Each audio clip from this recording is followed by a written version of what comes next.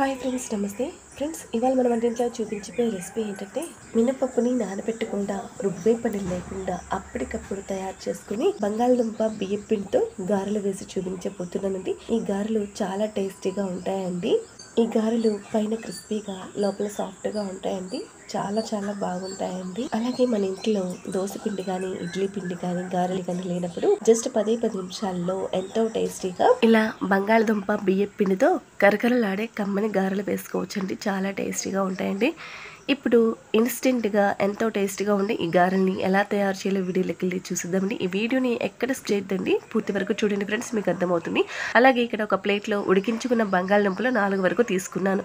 మీరు పెద్దదైతే 1 తీసుకోండి, చిన్నవైతే 4 వరకు తీసుకోండి. అలాగే ఉడికించుకున్న బంగాళదుంపల్ని తొక్క తీసేసుకొని ఈ విధంగా తురుముకోవాలండి. బంగాళదుంపల్ని ఇలా తురుముకోవడం వల్ల గుజ్జు గుజ్జుగా వస్తుందండి, ముక్కలు ముక్కలుగా ఉండదు. మీరు కావాలంటే మిక్సీ జార్లో చాలా స్మూత్గా గ్రైండ్ చేసేసుకోవచ్చు.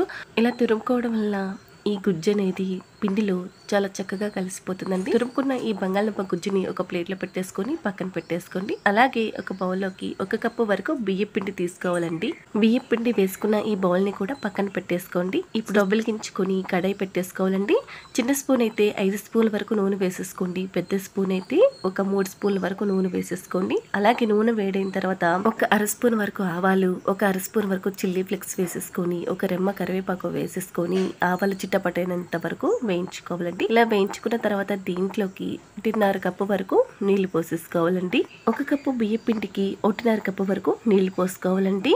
అలాగే దీంట్లోకి తగినంత సాల్ట్ వేసేసుకొని ఈ సాల్ట్ కరిగేలాగా ఒకసారి ఈ వాటర్ని కలిపేసేసుకోవాలండి. అలాగే ఇక్కడ వాటరు కొంచెం వేడైన తర్వాత దీంట్లోకి మనం ముందుగా తురిమి ఉంచుకున్న బంగాళదుంప గుజ్జుని వేసేవాలండి. ఇలా మొత్తం అంతా బంగాళదుంప గుజ్జుని వేసుకున్న తర్వాత ఈ నీళ్ళల్లోకి ఈ బంగాళదుంప గుజ్జు మొత్తం పూర్తిగా కలిసిపోయేలాగా గరిటతో ఈ విధంగా కలిపేసేసుకోవాలండి. కలుపుకున్న తర్వాత స్టవ్ ని హై ఫ్లేమ్ లో పెట్టేసుకొని ఈ వాటర్ ని బాగా మరిగించుకోవాలండి. ఇదిగోండి, ఇక్కడైతే వాటర్ మరిగిపోతున్నాయి, చూసారా ఫ్రెండ్స్. ఇప్పుడు మనం పక్కన పెట్టి ఉంచుకున్న బియ్యం పిండిని గరిటతో కలుపుకుంటూ ఉండలు లేకుండా కలిపేసేసుకోవాలండి. ఇలా బియ్యం పిండి పోసుకున్న తర్వాత స్టవ్ ని మీడియం ఫ్లేమ్ లో పెట్టేసి అలాగే గరిటతో ఈ పిండిని కలుపుకుంటూ ప్యాన్ నుంచి సపరేట్ అయ్యేంత వరకు అలాగే ముద్దలాగా అయ్యేంత వరకు కలుపుకుంటూనే ఉండాలండి. అలాగే ఇక్కడ బియ్యం పిండి కూడా చక్కగా ఉడికిపోయిందండి.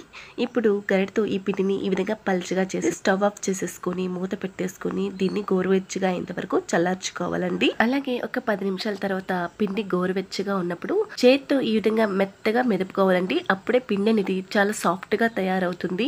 ఇలా పిండిని సాఫ్ట్ గా కలుపుకోవడం వల్ల గారెలు అనేవి పైన క్రిస్పీగా లోపల సాఫ్ట్ గా వస్తాయండి. ఇలా చేసుకున్న పిండిని కొంచెంగా పిండి ముద్ద తీసేసుకొని ఇలా బాల్లా చేసేసుకొని ఫ్లాట్గా చేసేసుకొని మధ్యలో హోల్లా పెట్టేసుకోవాలండి. ఈ పిండిని మనం గారెల్లా ఒత్తేసుకోవాలి. ఎక్కడ క్రాక్స్ ఉండకూడదండి, నున్నగా చేసుకోవాలి ఈ గారెల్ని. అలాగే చేసుకున్న గారెల్ని ఒక ప్లేట్లోకి అయితే పెట్టేసుకోవాలండి. మిగిలిన పిండిని కూడా సేమ్ ఈ విధంగానే గారెల్లా చేసేసుకొని ఒక ప్లేట్లోకి అయితే పెట్టేసుకోవాలండి. ఇప్పుడు స్టవ్ వెలిగించుకొని బాండే పెట్టేసుకొని డీప్ ఫ్రైకి సరిపడా నూనెని పోసుకోవాలి. ఈ నూనెని స్టవ్ ని హై ఫ్లేమ్ లో పెట్టేసుకొని బాగా వేడి చేసుకోవాలండి. బాగా వేడి చేసుకున్న తర్వాత ఇలా గారెలు వేసేసుకోవాలి. అలాగే ఈ నూనెలో ఎన్ని వరకు గారెలు పడతాయో అన్ని వరకు గారెలు వేసేసుకోవాలండి. అలాగే గారెలు వేసిన తర్వాత 1 నిమిషం పాటు అలా వదిలేయాలండి. అసలు వెంటనే కదపకూడదు. అలా 1 నిమిషం దాటిన తర్వాత గారెలు 2 వైపులా తిప్పుకుంటూ మంచి గోల్డెన్ బ్రౌన్ కలర్ వచ్చేంత వరకు వేయించుకోవాలి. ఇలా గారెలు లైట్ గోల్డెన్ షేడ్ వచ్చిన తర్వాత స్టవ్ ని మీడియం ఫ్లేమ్ లో పెట్టేసుకొని మంచి గోల్డెన్ బ్రౌన్ కలర్ వచ్చేంత వరకు ఈ గారెలు వేయించుకోవాలండి. అలాగే మీరు గారెలు వేయించేటప్పుడు స్టవ్ ని సిమ్ లో పెట్టేసుకుని గారెలు వేయించారంటే ఈ గారెలు నూనెలో విడిపోయే అవకాశం ఉంటుందండి, చెల్లా చెదురు అయిపోతాయండి. అందుకని ఈ గారెల్ని మీరు హై ఫ్లేమ్ లో పెట్టి వేయించేసుకొని లైట్ గోల్డెన్ కలర్ వచ్చిన తర్వాత స్టవ్ ని మీడియం ఫ్లేమ్ లో పెట్టేసుకొని మంచి గోల్డెన్ బ్రౌన్ కలర్ వచ్చేంత వరకు ఈ గారెల్ని వేయించండి. ఇదిగోండి, ఇక్కడైతే నేను బ్రౌన్ కలర్ వచ్చేంత వరకు గారెల్ని వేయించేసాను కదా. ఇప్పుడు వేయించిన గారెల్ని ఒక ప్లేట్లోకి అయితే పెట్టేసుకోవాలండి. సేమ్ ఈ విధంగానే మిగిలిన గారెల్ని కూడా ఈ విధంగానే వేయించేసేసుకొని ఒక ప్లేట్లోకి అయితే సర్వ్ అవుట్ చేసుకున్నానండి. ఇంతేనండి, ఇన్స్టెంట్ గా అప్పటికప్పుడు తయారు చేసేసుకొని ఆలు బియ్యం పిండి గారెలు రెడీ అయిపోయాయండి. ఎంతో టేస్టీగా కరకరలాడుతూ పైన క్రిస్పీగా లోపల సాఫ్ట్ గా ఉంటాయండి ఈ గారెలు. అలాగే మీరు ఈ గారెల్లోకి ఏ చట్నీ అయినా సరే సర్వ్ చేసుకోవచ్చండి, లేదా ఇలా ప్లెయిన్ గా అయినా తినేయచ్చు. ఇదిగోండి, ఒకటి విరిపి చూపిస్తాను చూడండి. పైన క్రిస్పీగా లోపల సాఫ్ట్ గా ఉన్నాయి.